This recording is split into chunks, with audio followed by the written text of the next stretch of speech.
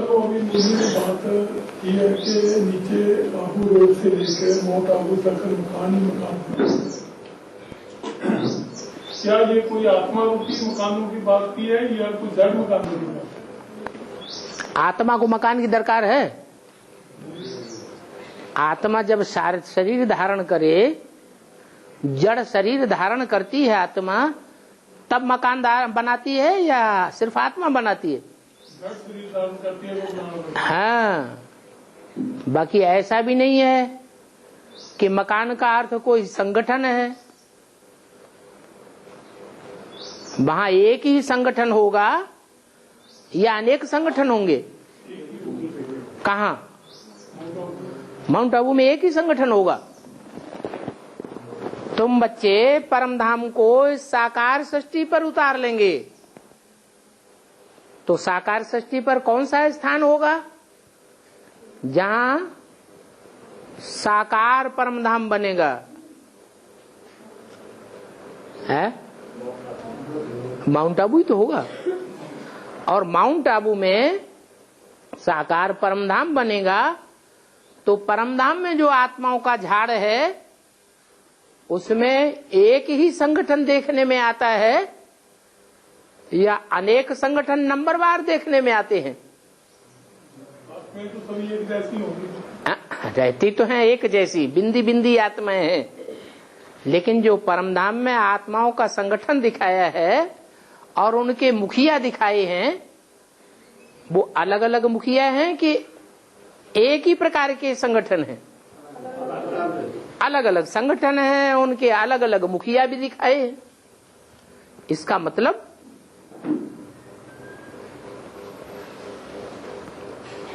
कि वो रुद्रमाला के मणके होंगे। जो रुद्रमाला के मणके अलग अलग धर्मों के बीज हैं, वो अलग अलग धर्मों के बीज सब स्पष्ट दिखाई देंगे। तो उनकी अपनी अपनी अलग अलग कॉलोनियां भी होंगी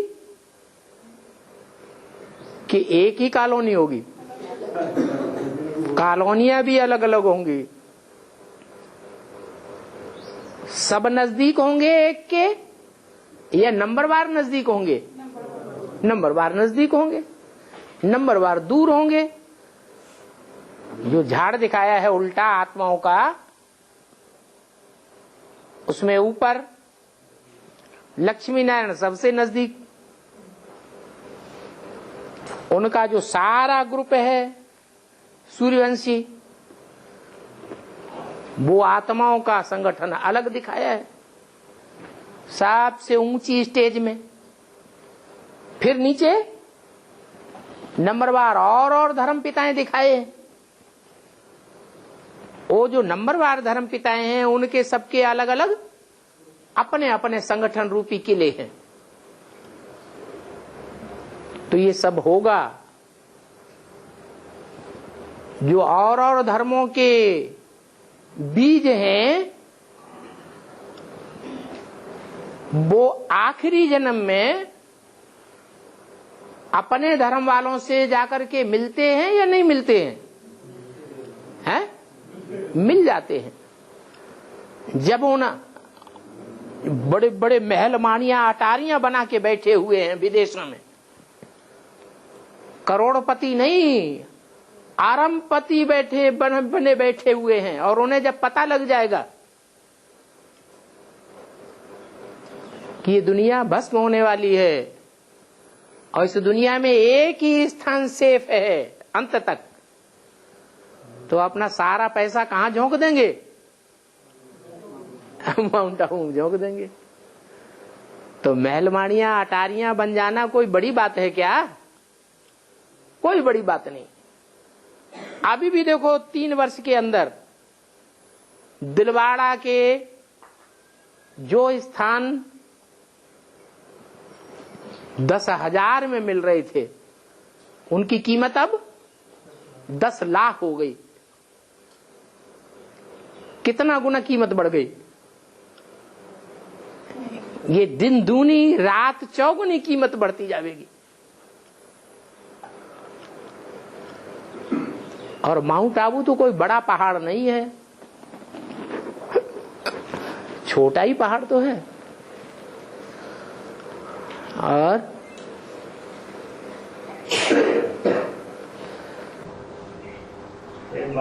एक लब्बे का पाठ नारायण वाली आत्मा का है।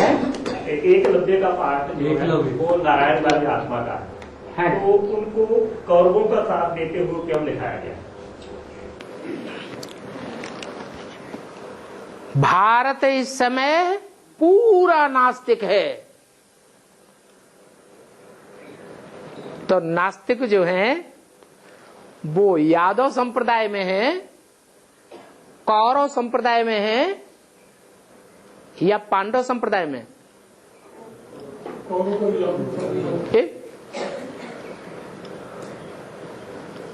किसी के ऊपर आस्था है? आस्था साकार पे होती है या बिंदी पे होती है? साकार पे आस्था चाहिए। तो उस आत्मा को कोई साकार के ऊपर आस्था है? नहीं है। जब तक आस्था नहीं है तब तक क्या कहेंगे? नास्तिक है कि आस्तिक है? नास्तिक है। और वैसे भी इस अंतिम जन्म में अभी देखें तो भारत नास्तिकता की ओर बढ़ रहा है या आस्तिक बनता जा रहा है? भारतवासी सारे ही नास्तिक बनते जा रहे हैं। आखिरी गवर्नमेंट भी किसकी बन जाएगी? नास्तिकों की गवर्नमेंट बन जाएगी।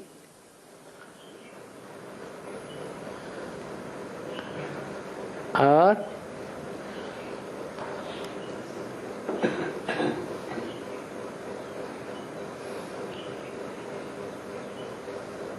मुरली में भी बोला हुआ है, आगे चल करके कोई क्रिश्चियन को प्रेसिडेंट बनाए देंगे।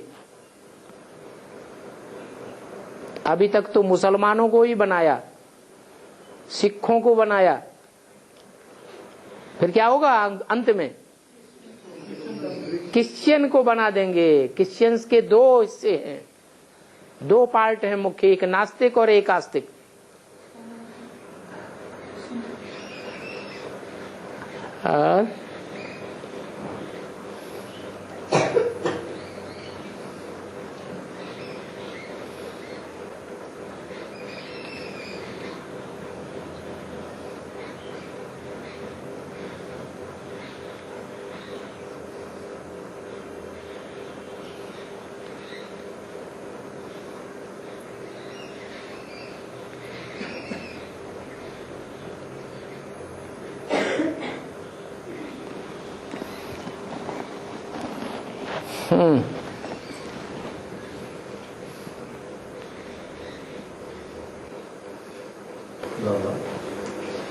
बाबा ने मुरली में एक तरफ कहा कि घर गृहस्थी में रहो,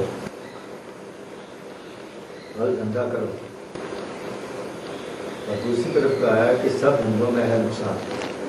लेकिन ईश्वरी धंधे में तो नुकसान नहीं है। ये तो नहीं कहा कि ईश्वरी धंधे में नुकसान है। लेकिन ये भी कहा है कि भल धंधा करो, भल धंधा करो, ईश्वरी धंधा करो। धंधा ही तो कहा, ये तो नहीं कहा कि लो को धंधा ही करो। कहा धंधा, कहा भल धंधा तो नहीं करो। अगर तुमको विश्वास नहीं है, निश्चय नहीं है, तो पेट पूजा के लिए कोई भी धंधा करो। सब धंधों में है नुकसान। सब धंधों में है नुकसान सिवाय एक ईश्वरीय धंधे के। ये भी तो कहती है। आगे चल करके ये ईश्वरीय धंधा ही फलेगा फूलेगा दुनिया में। धंधा तो करना ही पड़ेगा ना, ईश्वरीय धंधा। स्थूल में भी जैसे हैं? स्थूल में धंधा करना, स्थूल में भी धंधे सब चौपट हो जाएंगे। अभी भी चौपट होते जा रहे हैं। कौन सा धंधा बना रहेगा? ईश्वरीय धंधा बना रहेगा। इसकी गारंटी है। मेरे बच्चे भूख नहीं मर सकते।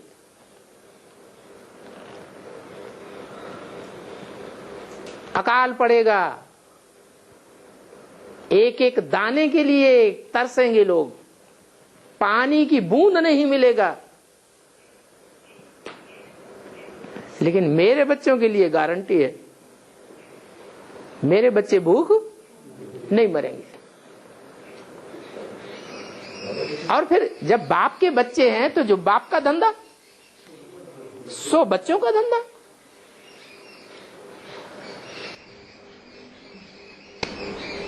बाबा ये जो भक्ति मार्ग में प्राण प्रतिष्ठा करते हैं, भक्ति मार्ग में मूर्तियों की प्राण प्रतिष्ठा करते हैं, हाँ जी, इसका बेहद में क्या अर्थ है? ज्ञान में अभी चल रहे हैं तो बुद्धि जड़ है, देह अभिमानी है, या आत्माभिमानी कहेंगे पक्के? देह अभिमानी है। और पुरुषार्थ करते करते निश्चयात्मक बुद्धि हम बन जाएं कि हमारी आत्मा का सृष्टि रूपी रंगमंच पर ऊंचे से ऊंचा पार्ट क्या है, ये बात बुद्धि में अच्छी तरह बैठ जाए तो प्राण प्रतिष्ठा हो गई या नहीं हो गई? है? हो गई।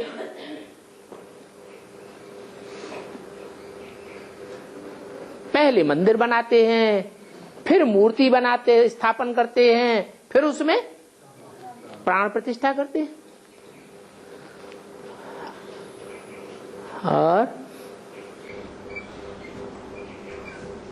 ये जो बाबा की मुरली में गीत आता है कि हम धरती के सितारे हैं, हमारे तीर्थ न्यारे है, तो हमारे तीर्थ किसे कहेंगे?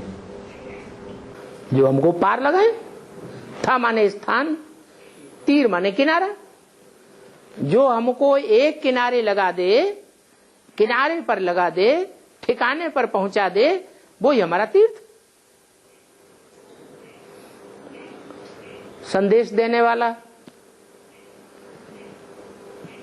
हमको कोर्स देने वाला, बाप की पहचान देने वाला, वो हमारे लिए तीर्थ हो गया कि नहीं? वो भी तीर्थ हो गया। तो ये जो स्थूल में सेवा स्थान है, इनको क्या कहेंगे? ये अगर हमको ठिकाने पहुंचाते हैं, हमारी बुद्धि में ठिकाना स्थिर कर देते हैं, तो ये भी तीर्थ है। तो विनाश के समय इनका क्या है? विनाश के समय में इनका क्या होगा? फलेंगे फूलेंगे। ये सुरक्षित होंगे? क्यों सुरक्षित है? एक ही होगा कि अनेक होंगे? और सब नंबरवार हैं कि सब 100% हैं?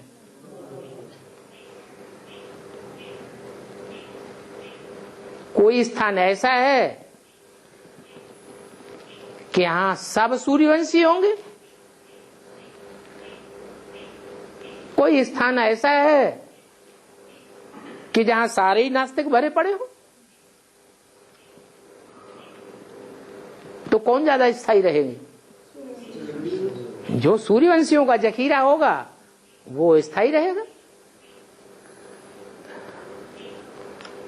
और खाद को धरती के लिए एक उपयोगी तत्व माना गया है, और आत्मा में विकारों की खाद, उसको भी खाद कहा गया है। बिल्कुल। तो खाद शब्द का अर्थ जब धरती के साथ जोड़ते हैं तो वो फायदेमंद है। और आत्मा के साथ खाद शब्द आता है, विकारों की खाद। तो खाद शब्द वहाँ पर उसका अर्थ, खाद भी दो तरह की होती है। एक होती है नेचुरल खाद और एक होती है यूरिया वाली खाद। इसको कहते हैं ऑर्गेनिक खेती। उसमें ये आर्टिफिशियल खाद नहीं डाली जाती है। जो यूरिन जिसे कहा जाता है, यूरिया, वो है विकारों की खाद। और जो सत्युग में खाद तो पड़ती है कि नहीं पड़ती है? कलाएं कम कैसे होती हैं? खाद पड़ती है तो कलाएं कम होती है। त्रेता में कौन सी खाद पड़ती है? चांदी की खाद पड़ती है। खाद तो वहां पड़ती है, लेकिन श्रेष्ठ खाद पड़ती है या निष्कृष्ट खाद पड़ती है? श्रेष्ठ खाद पड़ती है। वहां यूरिनरी वाली खाद नहीं पड़ती है, स्थूल इंद्रियों की खाद नहीं पड़ती है। आत्मा तुरंत निस्तेज अपने को अनुभव करती है, ऐसी खाद नहीं पड़ती है। कहां सतयुग त्रेता की खाद और कहां द्वापर कलयुग की खाद, जमीन आसमान का फर्क है, हैं? हाँ जी। वर्तमान में समाचार जो देखने में आ रही हैं उसमें प्रकृति का इतना प्रकोप है कि आधा भारत और आधी दुनिया जलमय हो चुकी है। इसका क्या अर्थ निकालेंगे? भारत तो कम जलमयी हुआ है, पाकिस्तान उससे भी ज्यादा जलमयी हो गया। भारत को हम पाकिस्तान के एक अंग कहेंगे ना, जब पहले तो भारत पाकिस्तान का अंग नहीं है, पाकिस्तान हिंदुस्तान का अंग है। ये तो पहले बांग्लादेश और हाँ जी, हाँ जी, पाकिस्तान, ये भारत नहीं गिने गए थे। हाँ जी, हाँ जी, नेपाल। तो समाचार ये है कि आधी दुनिया और आधा भारत जलमग्न हो चुका है। ठीक है, जल प्रलय अभी तो पूरी पृथ्वी जलमयी होनी है, उसके मुकाबले तो अभी कुछ भी नहीं है। बंबई सारी डूब जाएगी। बंबई से पहले दिल्ली का नंबर लग रहा है। अभी तो नंगल डैम भी नहीं टूटा है। मुरली में तो बोला है जब ये नंगल डैम टूटेगा तब दिल्ली जो है बही बही फिरेगी, हैं? हाँ, ये गोविंद सागर कितना बड़ा जल का भंडार है और बहुत गहरा है, इसकी लंबाई चौड़ाई मीलों है। वो फट पड़ेगा तो सारी दिल्ली डूब जाएगी। अभी तो कुछ भी नहीं है और अभी तक कोई भी ऐसा कुछ हादसा हुआ भी नहीं है। छोटे मोटे हादसे हो गए, वो एक छोटा सा बांध टूट गया था तो मॉडल टाउन की 2-2 मंजिलें डूब गई थी पानी में। हिंडन नदी का बांध टूटा था। ये तो छोटी छोटी जलमयी है, ये तो होता ही चला आया है।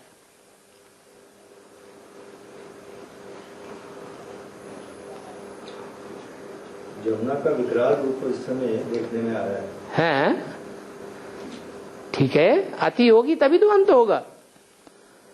अति होगी तो जमुना के कंठे पर स्थापना भी होगी, अंत हो जाएगा।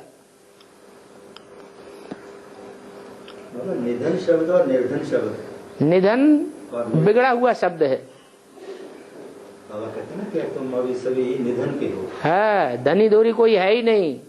निर्धन और निधन, निधन शब्द हम कहते हैं ना, मृत्यु को भी कहते हैं। हाँ हाँ, जैसे निधन, मर गया कोई तो कहेंगे निधन हो गया।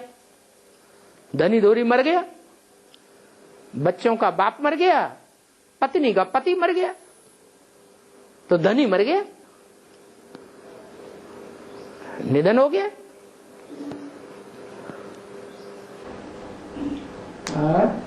जैसे दुनिया में सत्यनारायण की कथा है, उसकी कोई पुस्तक कोई कथा मिलती है, ऐसे कोई अमरनाथ की जो अमर कथा है उसका भी कहीं कोई साहित्य है? तो दिया ही हुआ है शिव पुराण में। और अलग से कुछ ऐसा नहीं है जैसे सत्यनारायण भक्ति मार्ग में भक्ति मार्ग की तरह सुनाएंगे, वो असली थोड़े ही है। अमर कथा अमरनाथ सुनाएगा सच्ची कथा, या मनुष्य लिखेंगे पढ़ेंगे और सुनाएंगे?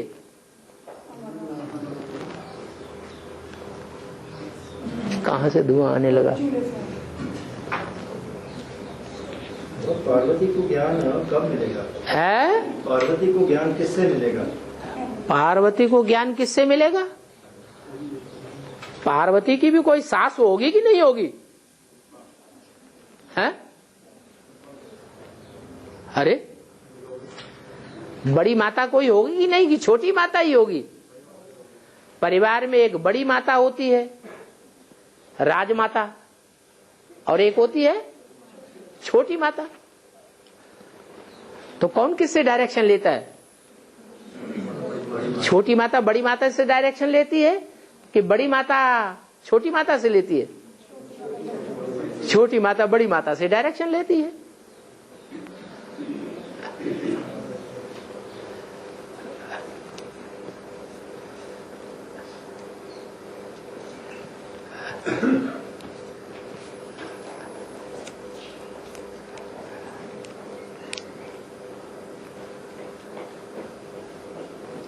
जैसे गंगा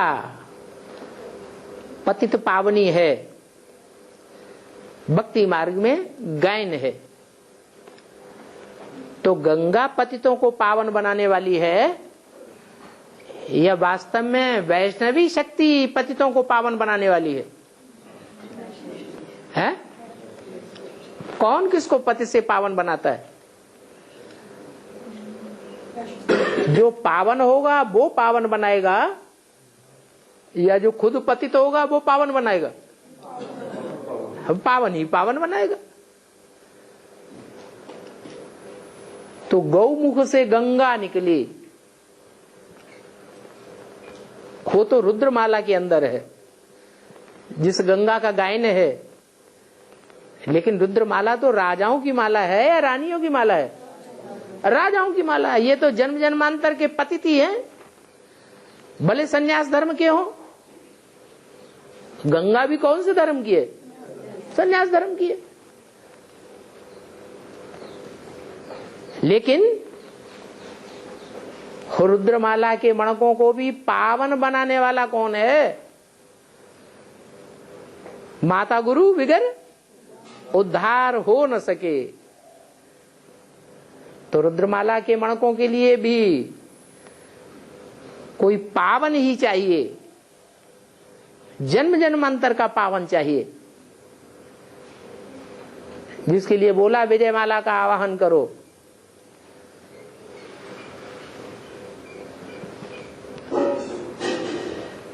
और वैज्ञानिकों का लक्ष्य है कि 2018 तक वो सूर्य को टच करेंगे, सूर्य के पास पहुंचेंगे। हाँ, सूर्य होगा चैतन्य में तो संग का रंग भी लगेगा। अब उस सूर्य की तो बात ही नहीं है, वो तो आग का गोला है। उसके पास कोई जाएगा तो क्या होगा? तो भस्म ही हो जाएगा। लेकिन उन्होंने तो ऐसी व्यवस्था क्या की हुई है जिससे सूर्य का जो सेक है वो उनका नुकसान नहीं कर सकता? वो कोई व्यवस्था नहीं है, ये तो ज्ञान सूर्य की बात है। जो ज्ञान सूर्य है वो बच्चों के नजदीक आएगा नंबरवार पुरुषार्थ अनुसार, या बच्चे भी उस बाप के नजदीक पहुंचे हुए होंगे। तुम बच्चों को मेरे पास आना है, इसका मतलब अभी दूरी है। बाबा, जब पांडवों का और राम का वनवास खत्म हो जाएगा तो उस समय क्या वातावरण, कैसा वातावरण होगा? वनवास जब खत्म होता है तो युद्ध होता है। क्या होता है? युद्ध का वातावरण होता है। गर्मी बढ़ेगी या घटेगी? बढ़ेगी। हाँ,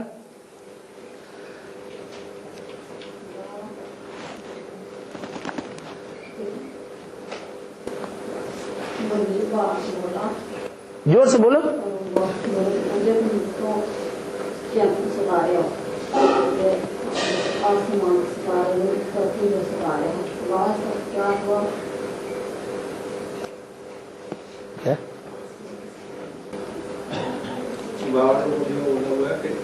तुम बहुत धरती के चैतन्य सारे। हाँ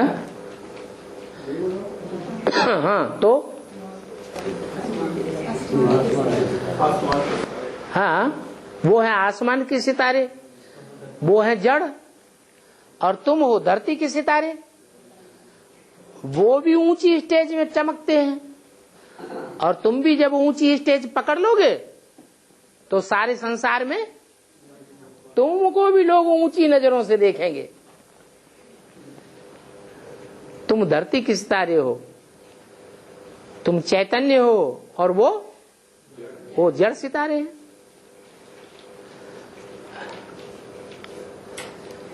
और शिवालय में शिव को अंदर और नंदी को बाहर दिखाया गया है।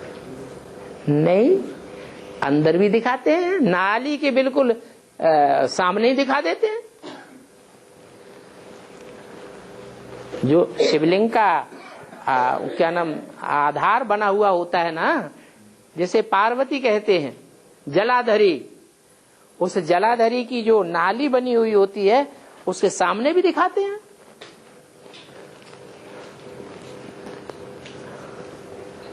इसका मतलब ये हुआ कि बैल की बुद्धि में क्या रहता है?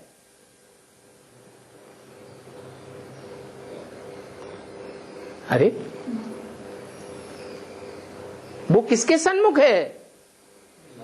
नाली के सन्मुख। बैल की बुद्धि में नाली है, क्योंकि उसका पार्ट ही है।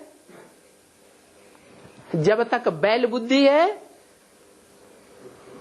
तब तक क्या पार्ट है? शिवो हम समझने का पार्ट है या जस्ट उल्टा पार्ट है? शिवो हम समझता है। तो जब वो अपने को ही शिवो हम समझेगा तो क्या करेगा? है? हाँ, वो कहेगा सब पार्वतियां पतित हो गई, सब गंगाएं पतित हो गई। गंगा जब पतित बनती है तो गुरु लोग कहते हैं हम उसमें पांव डालते हैं तो गंगा पावन बन जाती है। इसलिए शिवो हम ही शिव के रूप हैं।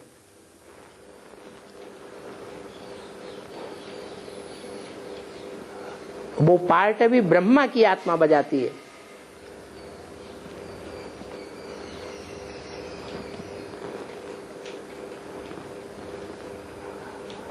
और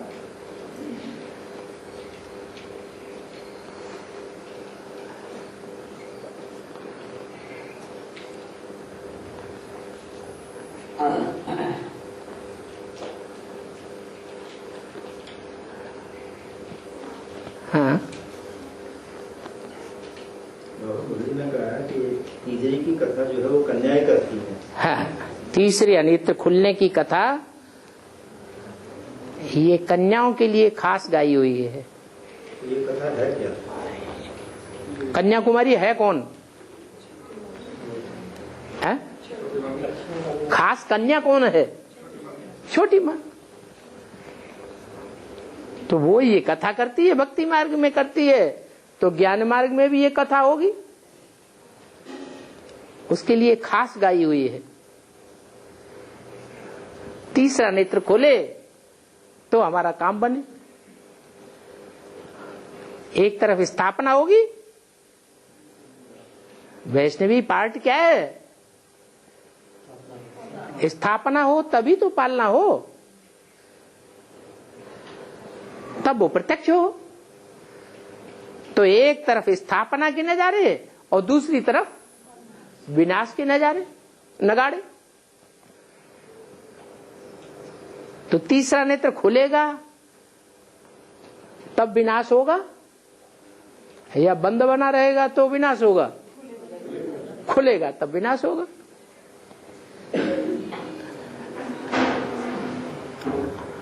और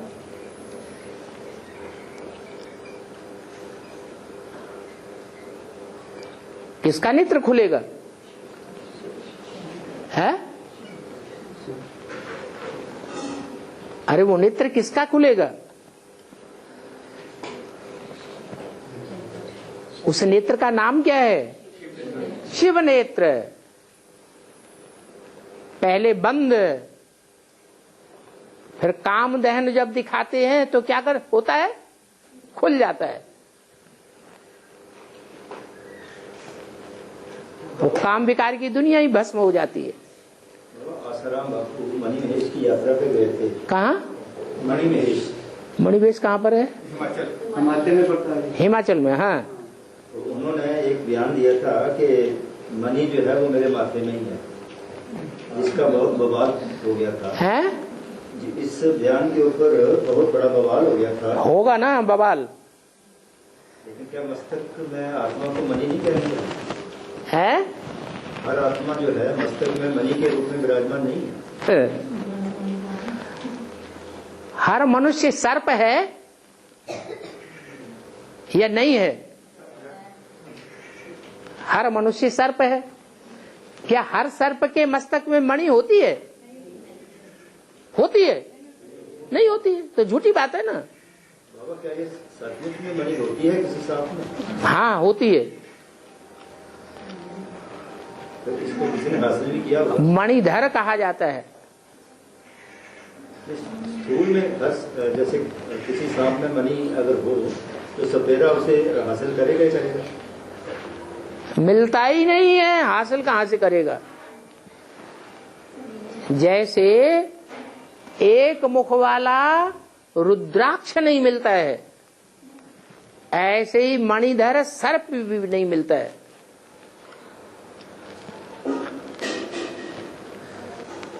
और नाम क्यों पड़ा मणिविदेशी? है? मणिविदेशी नाम क्यों पड़ा? कोई ऐसा सांप हो, जब सारी दुनिया सांप है, काम क्रोध लोभ मोह अहंकार के सांप होते हैं ना, सारी दुनिया सांप है, सांप का पार्ट बजाने वाली है। उनमें कोई एक सांप है जिसमें वो मणि प्रवेश करती है? तो ये जो ज्यादातर यात्रा करने जाते हैं वही बताते हैं कि इधर मणिविदेशी वो सांप में दिखाई पड़ती है। दिखाई तो किसी को नहीं पड़ती है, बोलते हैं ना। बोलते हैं। इसका अर्थ ये है कि स्थूल में कोई मणि ऐसी है ही नहीं है? स्थूल में कोई ऐसा आत्मा कोई स्थूल में होती है? सांप के माथे में, सांप के माथे में जो मणि होती है वो होगा, लेकिन वो बिरला है, देखने में नहीं आता है।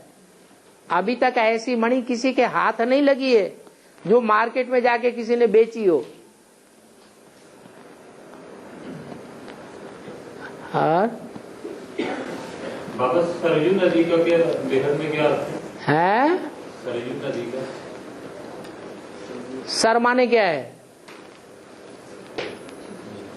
ये खोपड़ा ही तो सर कहा जाता है, और यू माने तुम। उसके किनारे है अयोध्या। अयोध्या नगरी कहाँ है? सरयू नदी के किनारे है। सब बेहद की बातें हैं भक्ति मार्ग में। और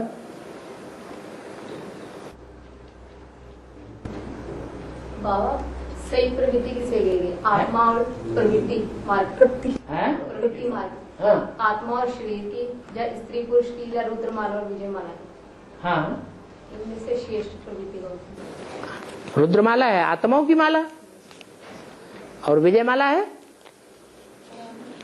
वो आत्मा थोड़े ही है, वो तो शरीर की पवित्रता रहने वाली आत्मा है। ऐसी आत्माएं हैं जिन्होंने 84 जन्म शरीर की पवित्रता धारण की है। और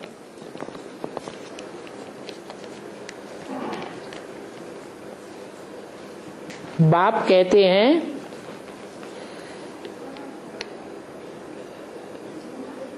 मैं भी मगध देश में आता हूं। ये भी शब्द क्यों लगाया है? कोई और होगा, वो कौन है? साकार बाप। जो शिव बाप है वो भी मगध देश में जब साकार बाप में प्रवेश करे तो प्रत्यक्ष होता है। ऐसे ही वो साकार बाप भी कहाँ जन्म लेता है? मगध देश में जन्म लेता है।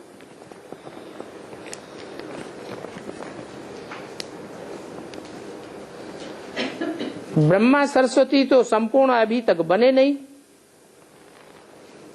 उनका सूक्ष्म शरीर है या स्थूल शरीर है? सूक्ष्म शरीर है।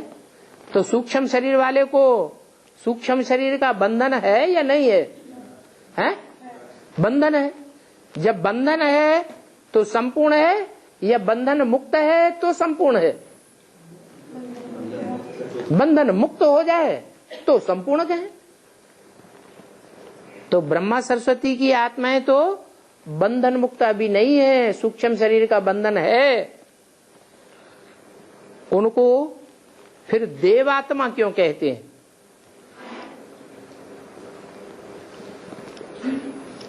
क्या सतयुग में देवता नहीं बनेंगे? हैं? 16 कला संपूर्ण नहीं बनेंगे? बनेंगे, इसीलिए देवात्मा कहा जाता है। प्रूफ भी है। ब्रह्मा की आत्मा जो भी वाणी बोल रही है गुलजार दादी के तन में, वो ज्ञान की वाणी है या धारणा की वाणी है? देवताओं में धारणा होती है, राक्षसों में होती है, मनुष्यों में होती है, किसमें होती है? देवात्माओं में ही धारणा होती है। तो देवात्मा ही कहेंगे, बाकी शरीर नहीं है स्थूल। हाँ, सतयुग में स्थूल शरीर बन जाएगा, इसलिए देवात्मा कहा।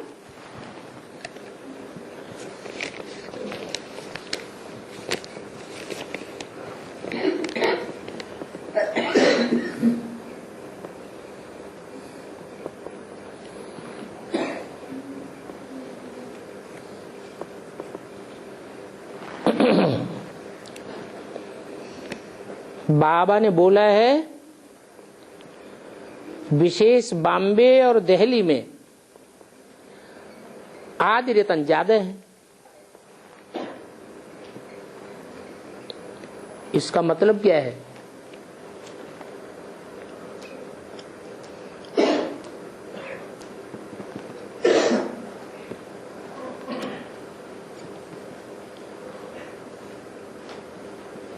आदि रतन माना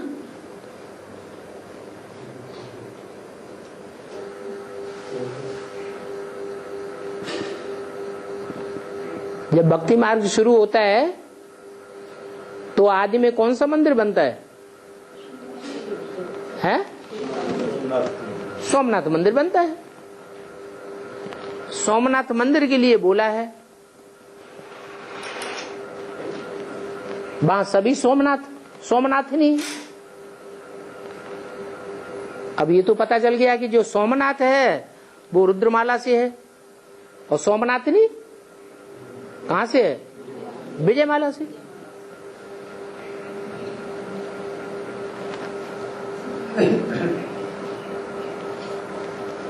तो जो विजयमाला के खास निकलेंगे वो पहले कौन से शहर से निकलेंगे? हैं? बॉम्बे से निकलेंगे। वैसे भी जो इंडिया गेट है वो पहले कहां बनाया गया? बॉम्बे में बनाया गया।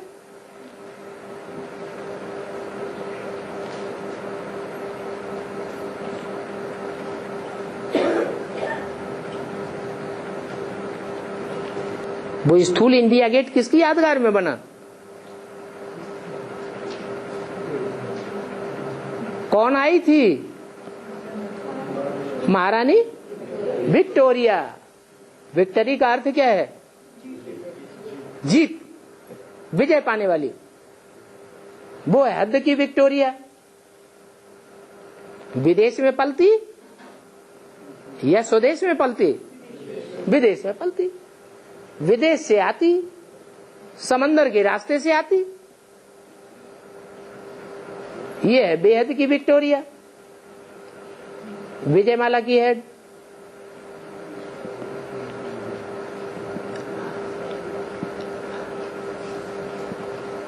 तो बॉम्बे में और बम्बई दिल्ली में आदि रतन विशेष हैं, ज्यादा है।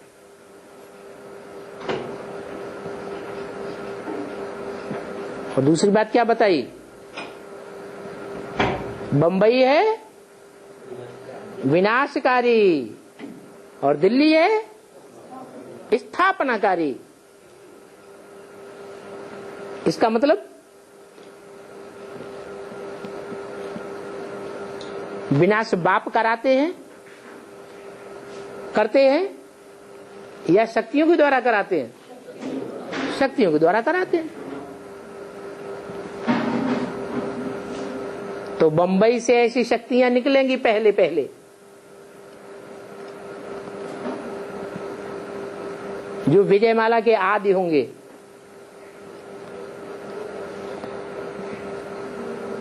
वो करेंगे श्री गणेशाय नमः।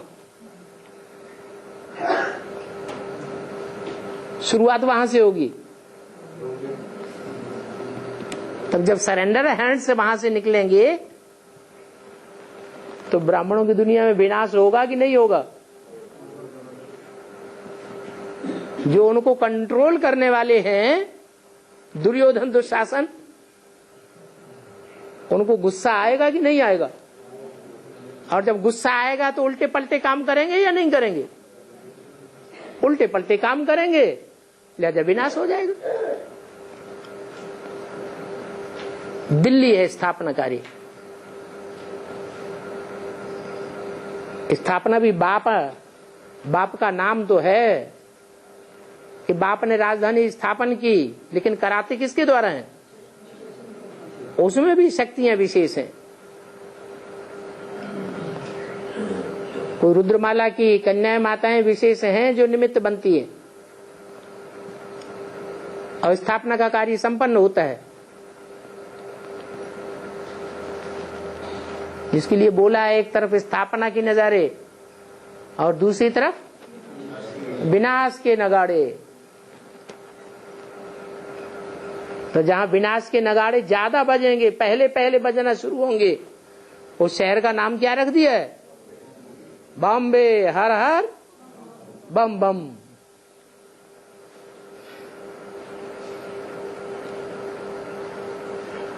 और है आवाज कब फैलती है?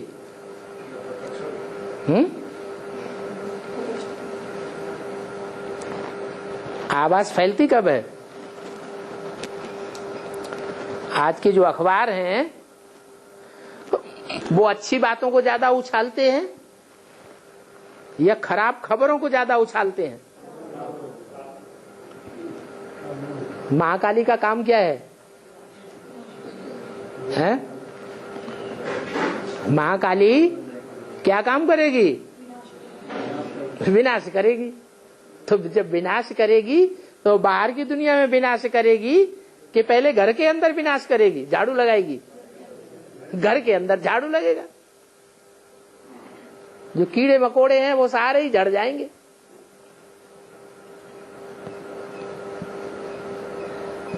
तो कैसे झड़ेंगे? हैं? अरे महाकाली जो लंबी जीव दिखाई जाती है, शंकर के ऊपर पांव रखते हुए दिखाई गई है, वो ग्लानि करेगी, ग्लानि के निमित्त बनेगी या महिमा के निमित्त बनेगी? ग्लानि के निमित्त बनेगी। और एक नहीं, महाकाली की सैकड़ों भुजाएं निकलेंगी, वो सब ग्लानि के निमित्त बनेगी। हैं? ज्यादा ज्यादा वैश्यालय कहाँ चला है? कलकत्ते में चला है। तो जहां वैश्यालय ज्यादा चला है वहीं की आत्मा विशेष पार्ट बजाने वाले भी निकलेंगी। इन वैश्याओं ने भारत का नाम बदनाम किया है।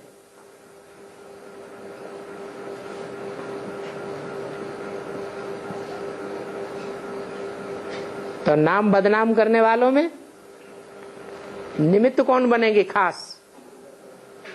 हैं? कौन?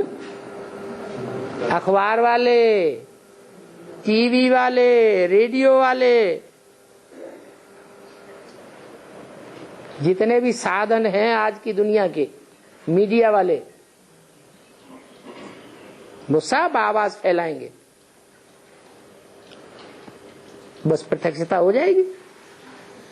सही है, प्रत्यक्ष ग्लानि की आवाज ज्यादा निकलती है या महिमा की आवाज ज्यादा निकलती है? कलयुग में ग्लानि की आवाज ज्यादा निकलती है।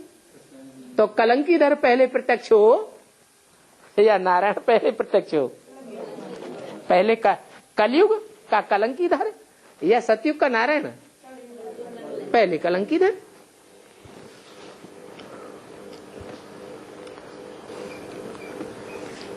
कलकत्ता वाले गणेश की बहुत पूजा करते हैं। कलकत्ता वाले कहाँ करते हैं बहुत पूजा?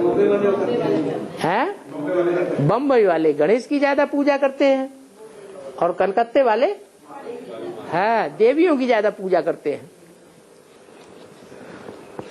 देवी के पुजारी हैं रावण संप्रदाय।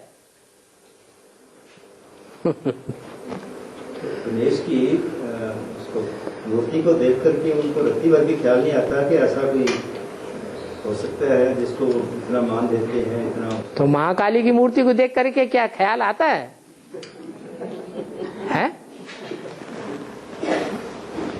भक्ति मार्ग में तो ख्याल बिल्कुल खत्म ही हो जाता है। भक्ति मार्ग में ख्याल नाम की चीज ही नहीं।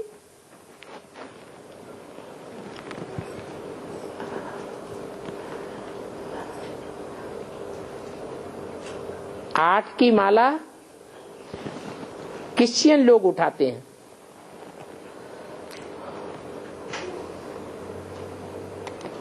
और नवरत्न को भी क्रिश्चियन लोग बाहों में डालते हैं।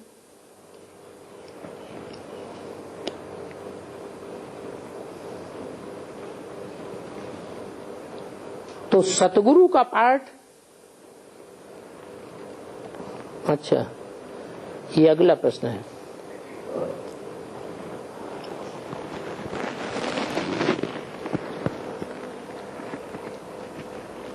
हाँ, 8 की माला क्रिश्चियन लोग क्यों उठाते हैं? वैसे भी विदेशियों में बोला गया है कि जब कयामत हुई तो खुदा का तख्त 8 फरिश्तों ने उठाया। विदेशी लोग फरिश्तों को ज्यादा मानते हैं, देवताओं को नहीं मानते। और भारतवासी देवताओं को मानते हैं, फरिश्तों को नहीं मानते। ये तो अभी कलयुग का अंत है जो यहाँ तांत्रिक ज्यादा घुस पड़े। पहले इतना थोड़ा ही था।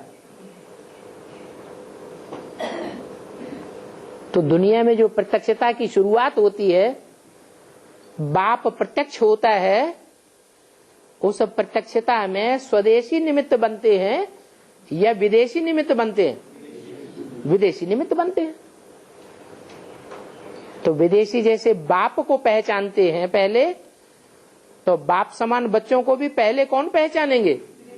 विदेशी लोग पहचानेंगे। इसलिए 8 को उठाते हैं।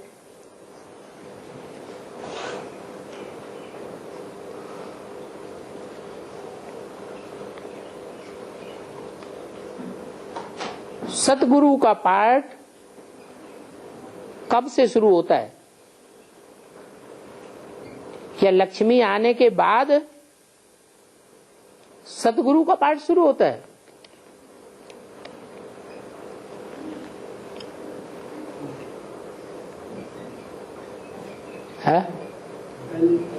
अच्छा,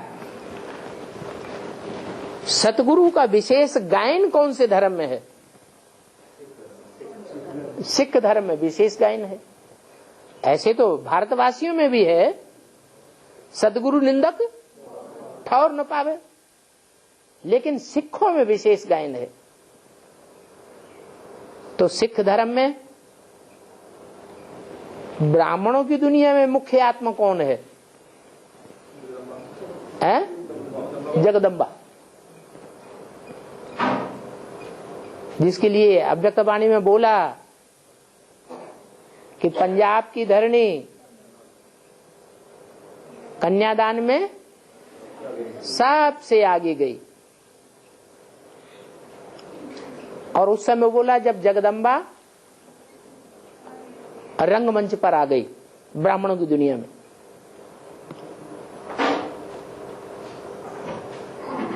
तो अंत तक महाकाली ही बनी रहेगी कि महागौरी के साथ भी मिलेगी?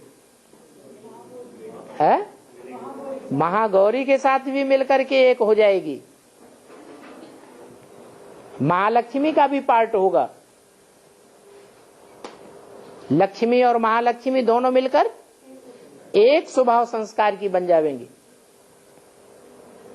तो सदगुरु को मानेगी या नहीं मानेगी? अंत में मानेगी। तो जब स्थापना होगी तब विनाश भी शुरू होगा,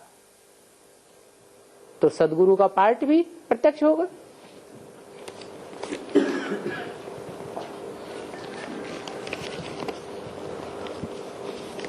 हाँ जी। एडवांस कोर्स के एक लेसन में आता है कि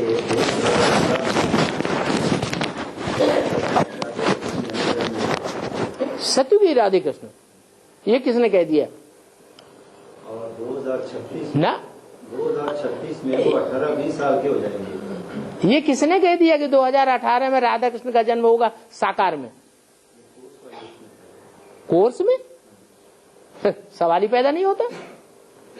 आप उसे सुधारिए। सतयुग के राधा कृष्ण का, साकार राधा कृष्ण का शास्त्रों में कोई वर्णन नहीं है। जो भी वर्णन शास्त्रों में है, कहाँ का वर्णन है? ब्राह्मणों की संगम युगी दुनिया का वर्णन है। ये भी तो लिखा है ना कि 2036 में वो 18-20 साल के हो जाएंगे। 2036 में 18-20 साल के हो जाएंगे। वो साकार रूप में नहीं, वो प्रवेशता की बात है। पूरी राजधानी जो है वो स्थापन हो जाएगी। पूरी राजधानी स्थापन हो जाएगी। पूरी राजधानी स्थापन होने का मतलब कि जो बाप के रूप में पार्ट बजाने वाली आत्माएं और उनके अंदर प्रवेश करके बच्चे के रूप में बुद्ध रूपी पेट में जो बच्चे प्रवेश करके पार्ट बजाएंगे, वो भी प्रत्यक्ष हो जाएंगे। जैसे अभी राम वाली आत्मा बाप के रूप में प्रत्यक्ष हो रही है और उसके अंदर प्रवेश करने वाली कृष्ण बच्चे की आत्मा भी प्रत्यक्ष हो रही है। जैसे लक्ष्मी की आत्मा भी प्रत्यक्ष हो रही है और उसके अंदर प्रवेश करने वाली राधा की आत्मा भी प्रत्यक्ष हो रही है। ऐसे ही जो रुद्रमाला के मणके हैं 4.5 लाख, वो भी प्रत्यक्ष हो जाएंगे 2036 तक। और उनमें प्रवेश होने वाले जो राधा कृष्ण जैसे बच्चे हैं, वो भी प्रत्यक्ष हो जाएंगे। उनकी उम्र का भी वर्णन आया वहाँ, 18-20 साल के हो जाएंगे। उम्र साकार की होती है या निराकार की होती है? साकार की होती है। साकार तो है ही नहीं वहां। 2018 से लेकर के 2036 तक साकार का तो सवाल ही नहीं। तो ये वो किसकी बताइए 18-20 साल के हो जाएंगे? ये बेहद की बात है, प्रवेशता की बात है, हद की बात नहीं है। संगमयुगी कृष्ण की बात है, संगमयुगी राधा की बात है। और शास्त्रों में संगमयुगी राधा कृष्ण का गायन है या सतयुगी राधा कृष्ण का गायन है? संगमयुगी राधा कृष्ण का सारा गायन है। और संगमयुगी राधा कृष्ण प्रवेशता वाली बात है। वो साकार में तो उनका शरीर है ही नहीं।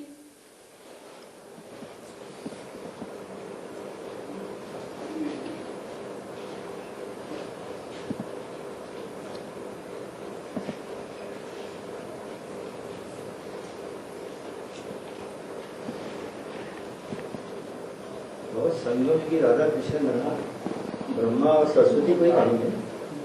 ब्रह्मा और सरस्वती जो हैं, वो आत्माएं जब संपन्न बन जाती हैं, उनकी बुद्धि में पूरा ज्ञान बैठ जाए, एडवांस ज्ञान, तभी वो संगमयुगी राधा कृष्ण है, संपन्न स्टेज वाले। अभी तो संपन्न स्टेज नहीं कहेंगे।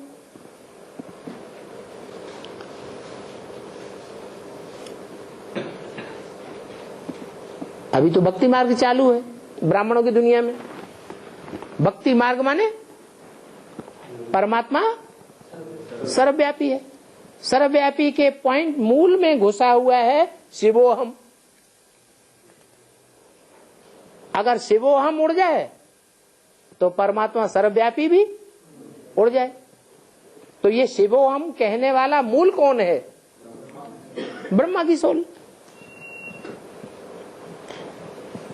ये भक्ति मार्ग जब तक पूरा मुर्दाबाद नहीं होता है ब्राह्मणों की दुनिया से, तब तक ज्ञान का विकास, प्रसार और प्रचार तेजी से नहीं होगा दुनिया में।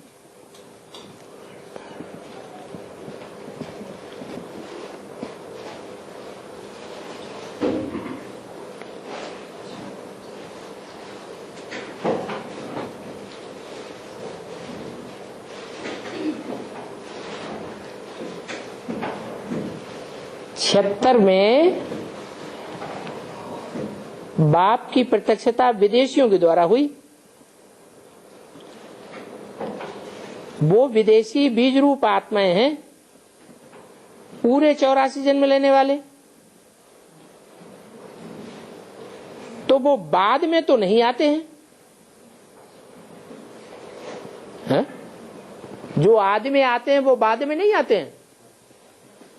आदि में सो अंत में नहीं होंगे। अरे ब्राह्मणों की एडवांस पार्टी में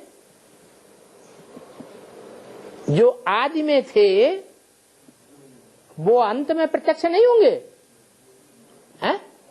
होंगे, न होने का तो सवाल ही नहीं।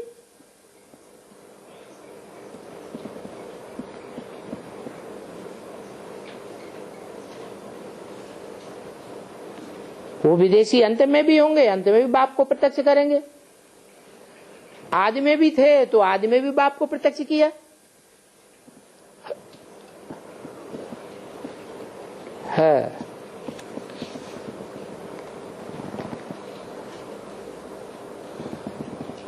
बत्त 12 का क्या अर्थ है? है? अरे 1 और 2 अंक है ना, 1 और उसके ऊपर 2 तो क्या हो गया? 12 हो गया।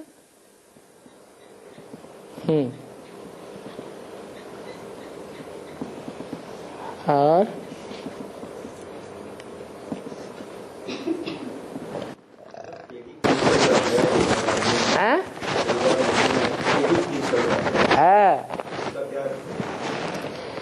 टेढ़ी खीर का अर्थ यह है जो जुड़ा हुआ है सारस और लोमड़ी की कथा से।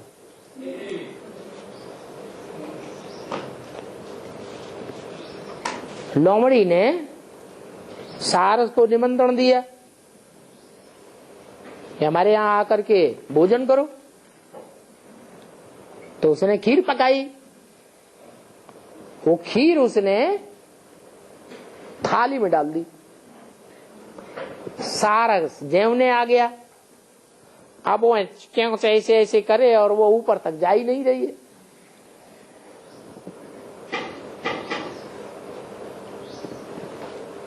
फिर सारस ने चतुराई की, लोमड़ी को निमंत्रण दे दिया। लोमड़ी आई तो सारस ने सुराही में खीर परोस दी। सुराही क्या? सुराही होती है ऐसा और ऐसा बर्तन। अब वो जीभ लपलपाती है, जो लंबा हिस्सा है सुराही का, वो खीर सुगंधित तो है, मिठास भी है, लेकिन वो लंबे हिस्से में आधे में खीर रखी, आधे में रखी नहीं। अब वो जहां तक उसकी जीभ जाती है वो छू के लौट आती है। वो जाती है सुराही में और छू के लौट आती है तो मजा तो आता है, लेकिन वो खा नहीं पाती है, तो टेढ़ी खीर हो गई। खट्टे अंगूरों वाली बात है। अंगूर खट्टे हैं, अंगूर खट्टे वाली बात हो गई।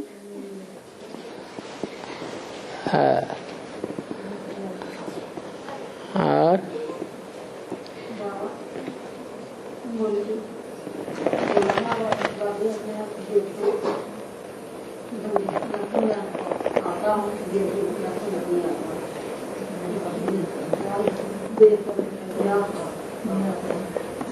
बाबा ने बोला है मैं बंदरों की महफिल में आता हूँ, हाँ गाँव की महफिल में नहीं आता। नहीं आता हूँ।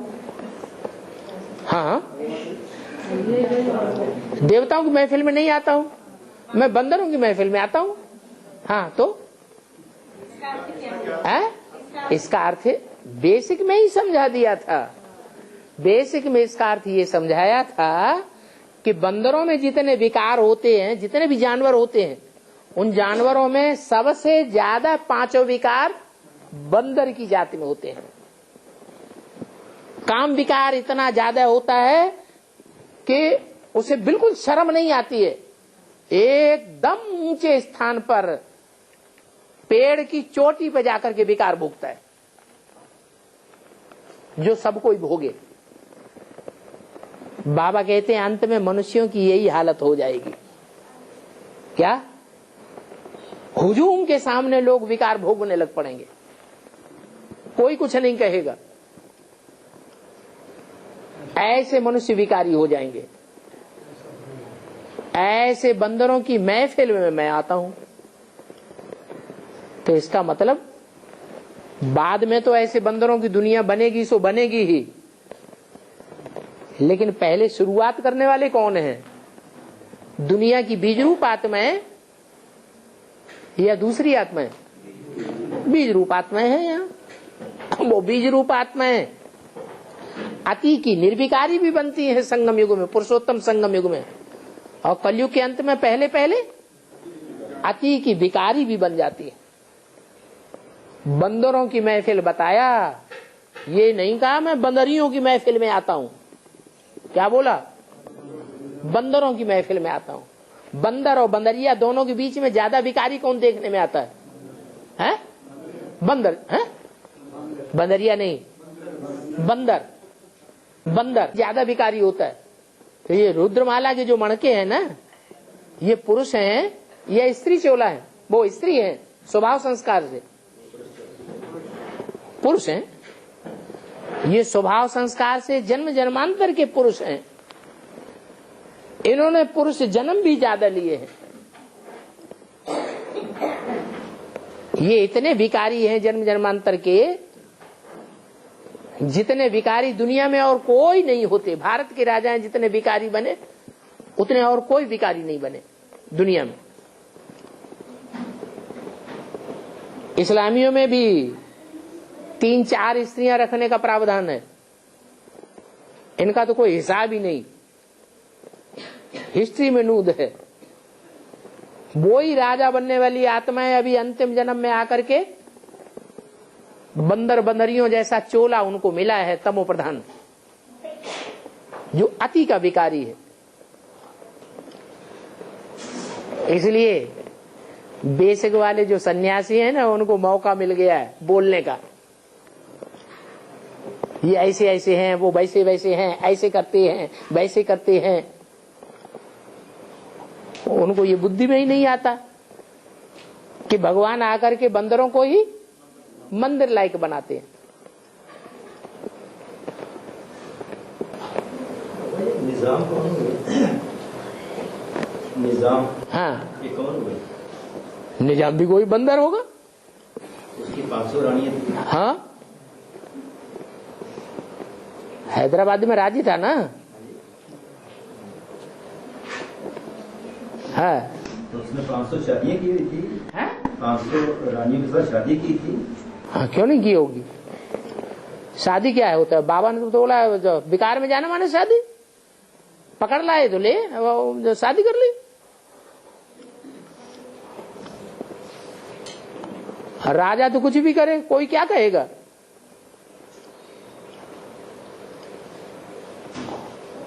मानो तो मानो, न मानो तो निकलो राज्य से बाहर।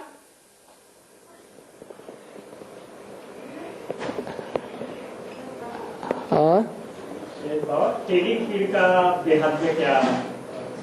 अरे टेढ़ी खीर माने मैसर ना हो सके, हल नहीं हुआ। लोमड़ी का खीर खाना का काम ही पूरा नहीं हो पाया।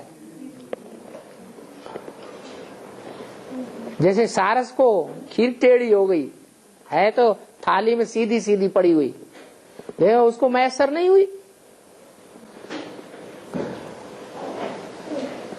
और बाबा मुरली में बोला है कि बाप के साथ सर्व संबंध जोड़ने चाहिए। हाँ एक मुरली में बोला है कि माताओं को बाप को बच्चा बनाना चाहिए। बिल्कुल, इससे वैश्यवृत्ति की शूटिंग होती है। हाँ, बिल्कुल। एक तरफ तो बोला सर्व संबंध है, एक तरफ तो बोला सर्व संबंध। तो ठीक है, माताएं सर्व संबंध नहीं निभा सकती। ये तो इसलिए बोला कि माताओं की जो भावना है वो बहुत पक्की होती है, इसलिए बोला कि माताओं को पहले पहले शिव बाबा को अपना बच्चा बनाना पड़े। तो पहले पहले जब बुद्धि में ये बैठ जाएगा ये मेरा बच्चा है, तो दूसरा भाव पैदा होगा है? और माताओं को कौन सा संबंध ज्यादा प्रिय होता है? बच्चे और माता का संबंध ही सबसे ज्यादा प्रिय होता है। तो जो प्रिय है वो उनको मिल गया, तो और कोई संबंध की आस ही नहीं रहेगी। और माताओं में काम विकार ज्यादा होता है कि देवान ज्यादा होता है? देवान ज्यादा होता है। बच्चा मिल गया तो देह से खेलने की तो ललक रहेगी, विकार से खेलने की ललक नहीं रहेगी।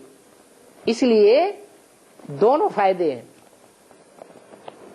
संबंध जोड़ना न जोड़ना ये मनसा के संकल्पों की शूटिंग के ऊपर आधारित है या देह के ऊपर आधारित है?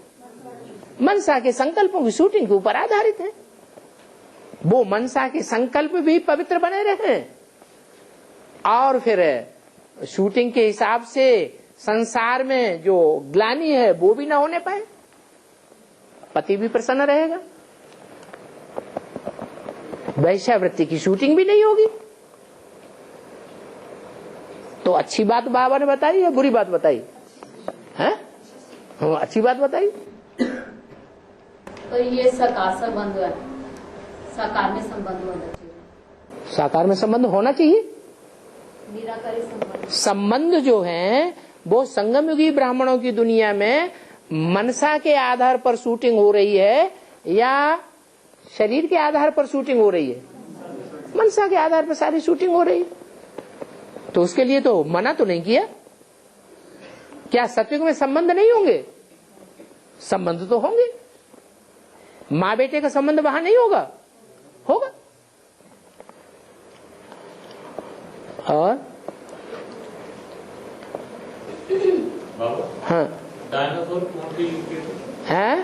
डायनासोर जो जानवर था हाँ, कौन से युग में था? द्वापर के आदि में 2500 साल पे लगभग की बात है। हाँ, और ओम शांति। माता जी से नहीं बैठा जा रहा।